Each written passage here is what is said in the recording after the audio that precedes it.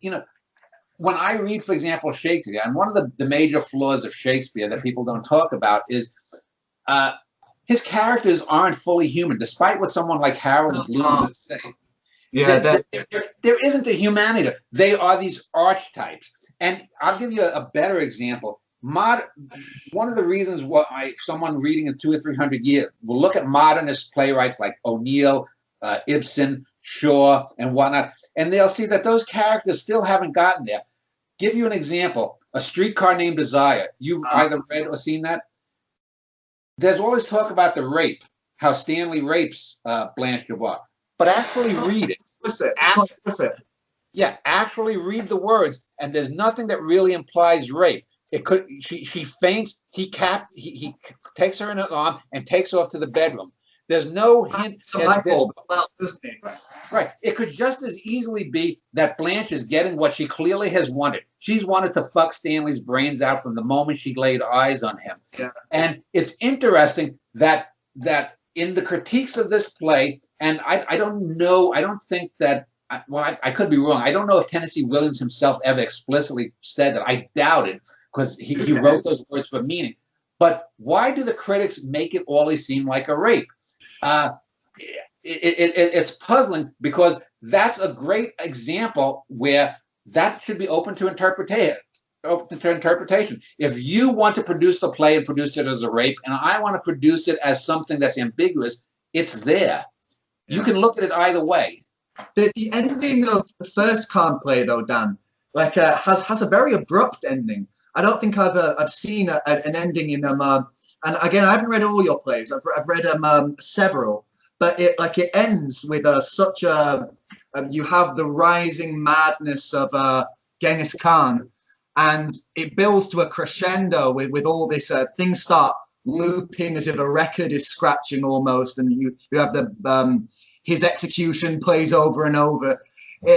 It's they're very curious plays. Can you talk more about kind of your experience writing those plays, rather than kind of what brought you to writing them? What was it actually like to write the plays? Every work that I do is different. This play, for example, that I'm working on now, let me just look here at how the end, the Tango de Nemini here. Because again, it's been a few months here, so I'm just going to bring. He almost kind of faints, and it just cuts. He sort of works himself into a frenzy, and then just it ends very abruptly. Oh yeah, right. So the woman in white, Ogada, yes or no? We shall seems to weaken the knees as if about to pass out, blackout. Yeah. Those kinds of things sometimes come in the moment. Sometimes they're planned. I'll give, like I said, I'm doing a play right now. It's the third of what I call my big four plays, which are these four girls that in high school I determined to get one of these four girls. And there were these two Jewish kids who back then, this is in the early 80s, what we call them the computer Jews, because they were in charge of the program office. They were helping the teachers set up stuff. This was when programming computers was a specialty. And these were these two nerdy little guys. And I got this information on these girls because the one kid who was gay was really bisexual. So I remember one time I got him tickets to a Barry Manilow concert because I had connections with the guy who was the head of the gang there, and his father or his uncle rather, was the head of a small crime organization.